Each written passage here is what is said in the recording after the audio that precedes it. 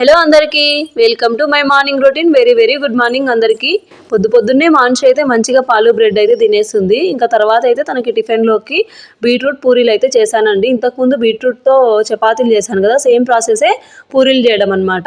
పూరీలు కావాలనింది, అందుకోసమే కొంచెం హెల్దీగా ఉంటుంది కదా, ఎలాగో ఉత్త పూరీలే తింటుంది అన్నట్టు పింక్ కలర్ఫుల్గా కనిపిస్తుంది అనేసి పూరీలు పెట్టినప్పుడు ఎక్కువ స్నాక్స్ ఏమి ఎక్స్పెక్ట్ చేయదు. అందుకే బాదం పప్పులు ఒక చాక్లెటే పెట్టాను, లేదంటే క్యారెట్లు ఇంకా కొన్ని కారాలు ఇలాంటివన్నీ అడుగుతాయి అనమాట. ఇంకా పూరీలోకి కాంబినేషన్గా మా కోసం అయితే శనగపిండి కూర చేశాను, మా ఆయనకు కాఫీ ఇచ్చాను.